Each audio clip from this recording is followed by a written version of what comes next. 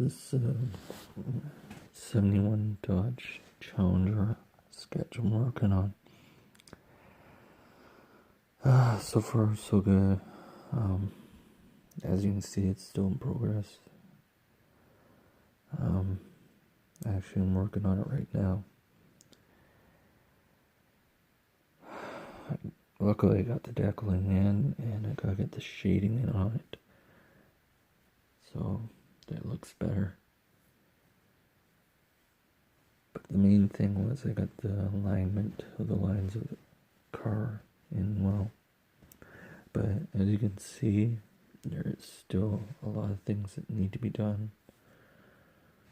It's missing a steering wheel. I may as well show you. So, put a steering wheel on it. It's got pretty well everything else. It's got the old standard transmission. There we go. Yep. And,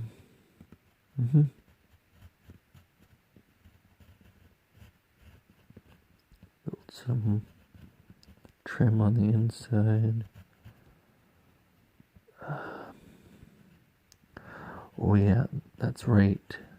That's where I'd be, right here. So I'm kind of sort of putting a 70 inside trim on it, because I've never really seen the 71s. My art habits are, I'll add things on that still fit, maybe not from a different year, but if it can improve the look of the car, I'll do it. I haven't been sketching in a while, as you can tell. Schedules at work, and other commitments. It just was a busy year this year. Even with the hot weather,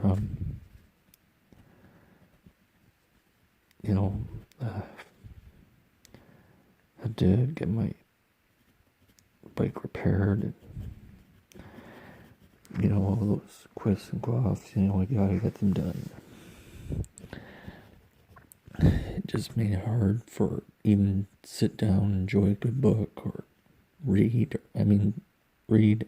draw, sketch art as I'm doing now. I don't consider myself like a professional artist or a person that can draw on canvas, because I can't. I just like drawing sketches, and that's fine by me. Just trying to put the speakers in this thing. Now you're probably gonna laugh, because us guys, when speakers go in, they can look something else, but no, I'll try to keep it as normal as I can. But there we go.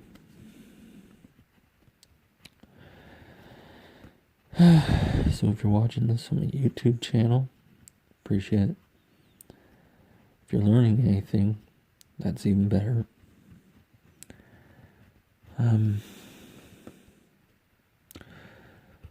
Just gotta keep it down. It's pretty late. It's like 12, almost 12:30 in the morning. I have to go to work tomorrow morning. 8 o'clock start. I'd be up by 6:30. So yeah. But when I sit down and I start drawing art,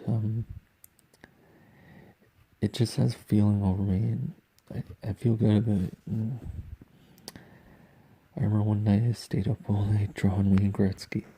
It's back in the day. You see, when I was growing up in the 80s, I never did see Wayne Gretzky in an Oilers uniform. I seen him in the Kings, the Blues, maybe. I had cards of him in the Blues. He was there for one season when they made that big run for the cup. And basically, that and the Rangers.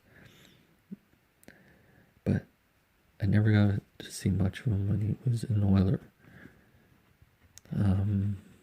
My father told me a lot, because he is a Montreal Canadiens fan, such as I am.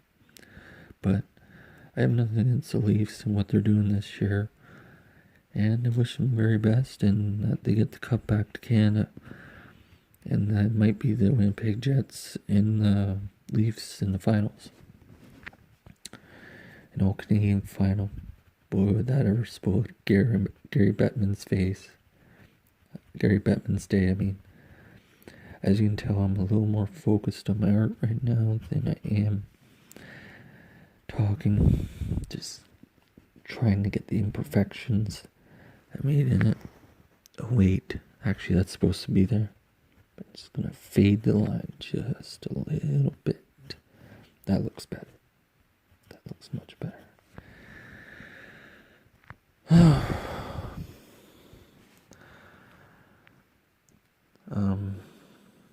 The thing I can say about the Challenger, it's a very deceiving car. It's back in 69, late 69, when it was on the development planning board in Dodge Motor Car Company.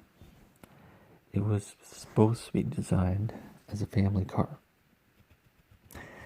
But when you have engines such as, I don't know, 318, 3.3s, 440, am I forgetting one? Oh yeah, that 426 Hemi, 425 horsepower. Yeah, hemispherical intake valve covers, intake valves, valve ports, sorry, I'm a little tired. Intake valve ports.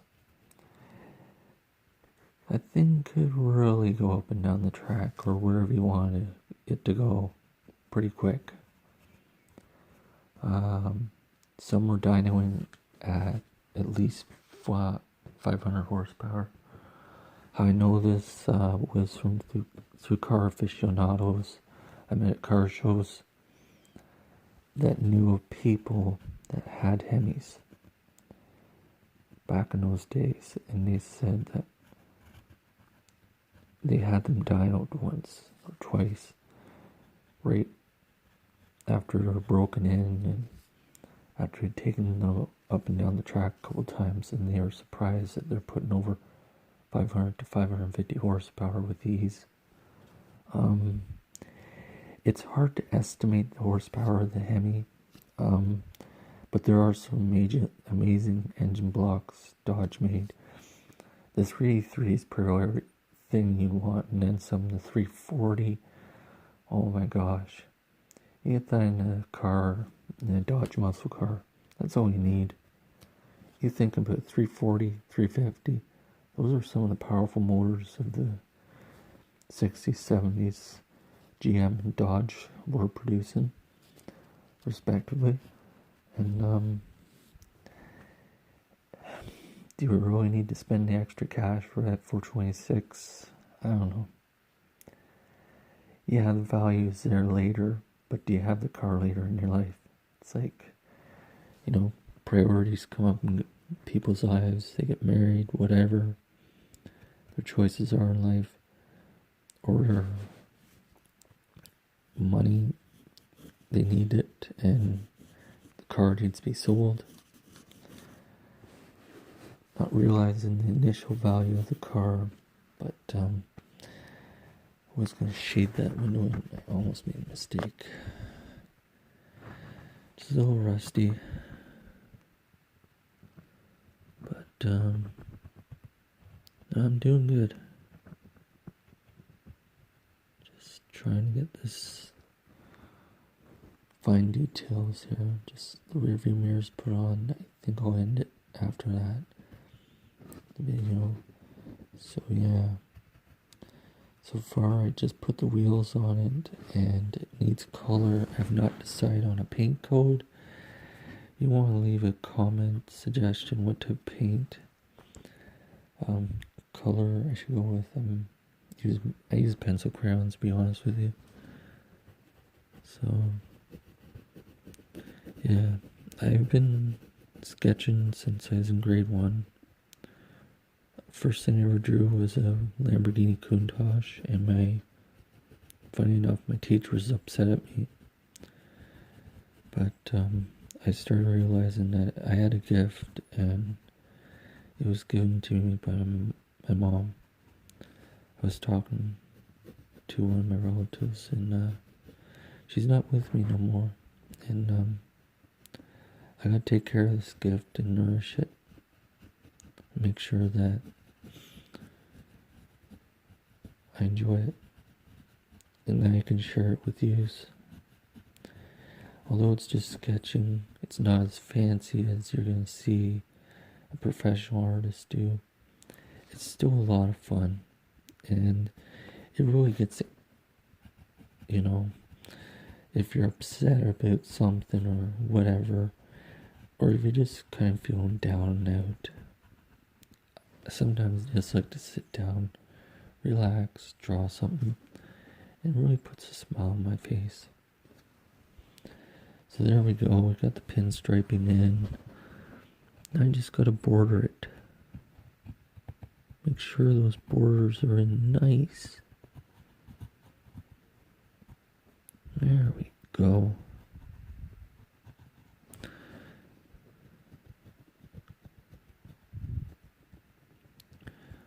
I've been very well. It's been a privilege to work with friends out in Warsaw on cars, real cars, restoring.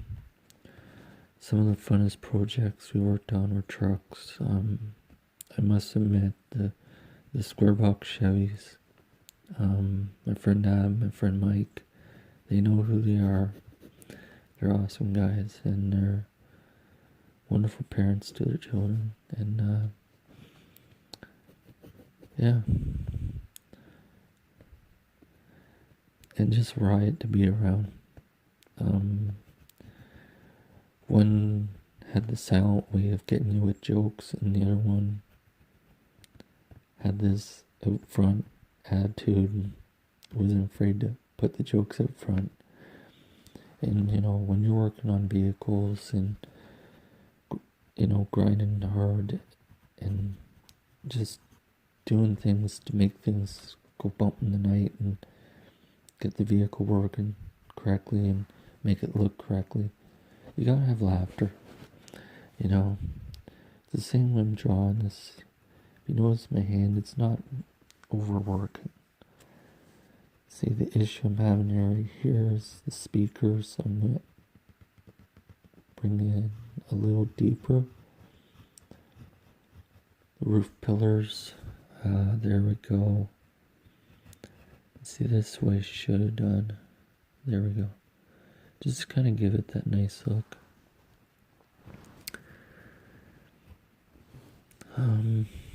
Something I'm going to put on it that you'd see more on a 70 CUDA.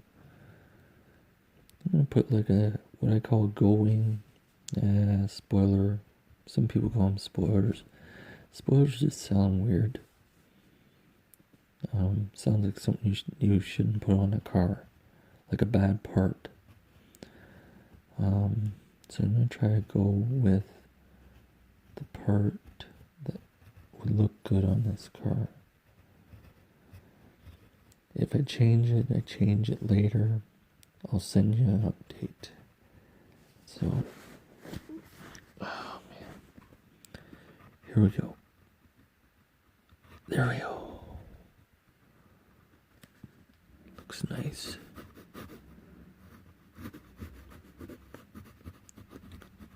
Man, oh man. So out around here. Outdoors, I mean.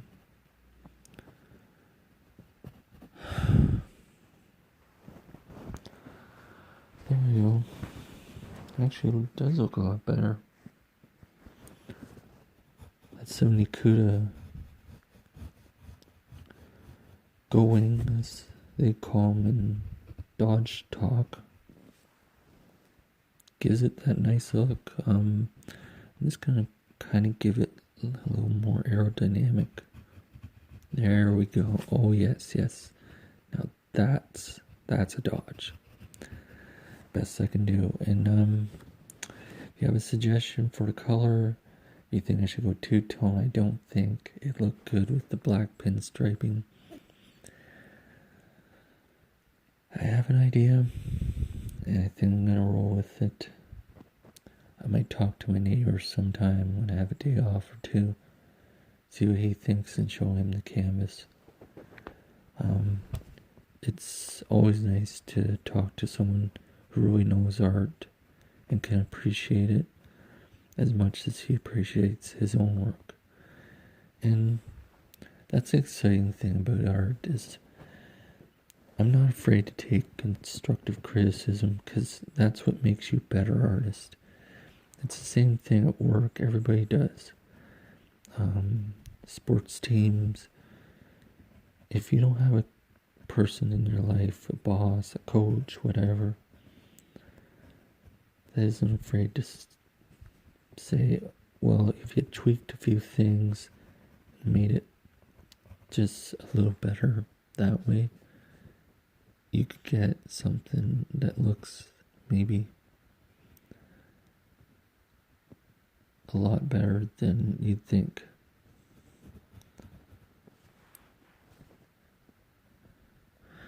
Even though I'm not doing it for like some art competition, it's just fun. But it's also nice to have a good, honest opinion from a person who has been drawing art longer than I have, personally, and knows their way with the art sketches and art drawings, things. So there you go. Sorry I kept you 16 minutes, but sometimes this stuff just takes a long time.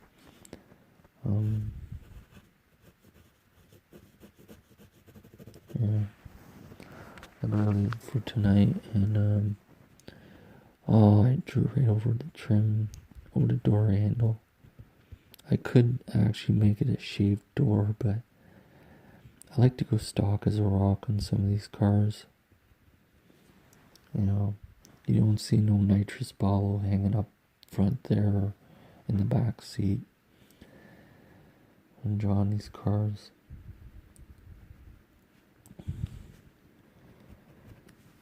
You got the pistol grip shifter, if you can see closely in there. It's in there. Yeah, I can see it.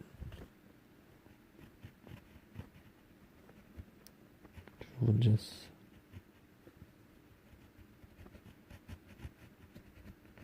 get one that's more accurate.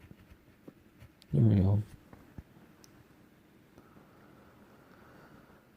But, yeah, it's fun. It's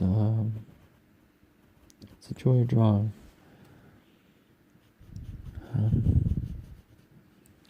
It's actually a lot of people are taking it up, just kind of, help calm themselves down, just to have a good hobby. I went through some rough patches in my life, and I had a cousin, and he's a great guy, and he did too. And I'm not going to go into detail, but the fact is that this got me through a lot. Just drawing. It didn't matter the condition of the car, how it turned out. It was just, if I had a pencil in my hand and I was working on it, making it look good, it felt nice. And I remember sending a picture of my cousin's Trans Am out to him. He lives quite a piece away from me, and when I say quite a piece away, you have to fly to him. So he was always good to me. But I think about a year into actually not even a year, around December, just before Christmas, my cousin dropped in on a really fast Polaris 700 Fusion snowmobile. This is when the Fusions were big back in 07, and the F7s were competing for speed. I never got to take a fast race machine out for a ride, but that was my first night, and wow, nearly knocked myself off that sled.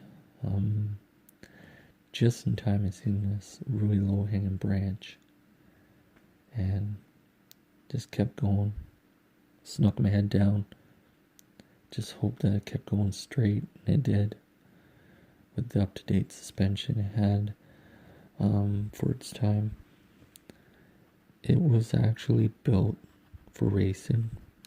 He bought it from a racer, and it was fast. I raced I think it was an 06 Canadiana edition Arctic Cat F7, and I left that guy in the snow dust, I guess you'd say. He couldn't catch me. That sled was fast. I remember I got up to the top of the hill, and it just seemed like it wasn't even working to get to that top, and I was already doing like maybe, I'd say 50 mile an hour. And then we got going across the top of the hill, and that was fun. And going down it, and then going up it again a few times, and then I started easing off at about 30 mile an hour, and then finally the guy with the F7 came back, and he really wanted to see what I could do with the sled. So we got up closing into the top of the hill, and he yells, "Just give it." And I just hit the throttle for everything it had, and the skis came up off the ground, up off the snow, and I'm just going on by the track, and the track is just carrying me for everything I have. And I can remember my knees were on the tunnel, and I was bracing it, just bracing it, like as if I was on a racing motorcycle, and it was awesome. It was an awesome feeling. Actually, I think my feet were braced to the tunnel, and that's how I held on. It was pretty cool. Then when I wanted it down, it was just like a four-wheeler. You just push your body weight forward to get more torque, to keep the front end down, or to get more torque if you're in a heavily mudded area. Sort of the same thing. And just ease off the throttle gently, comes down, and doesn't hit the snow too hard. And one of the tricks is just give it a little more gas, and it'll just keep going straight, and it'll bring itself out. And yeah, those were some of the adventures I had on my father's farm. It was pretty wild that night, and it was in pitch black darkness on a 700cc machine. That's motorcycle size. That's powerful. And I still remember it. And I think that machine might have been pushing over 800, maybe 9. I don't know what he had for mods underneath the cowl, but I know that machine was pretty quick, maybe 750, because it seemed like it had more than 700. But it was an exciting machine. Just seeing this fast car, that's why I kind of related to that, because that was one of my fastest rides I ever had in my life on a snow machine, on a vehicle. It was fun.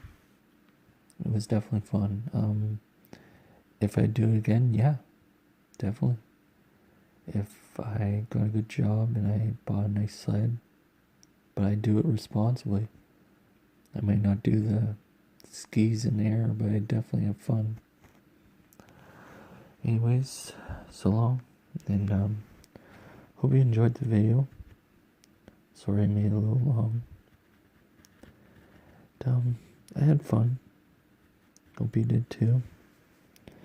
But I'm really dedicated to my art, and I just wanted to show you that. Like my sketching, I still consider it a little bit of art, but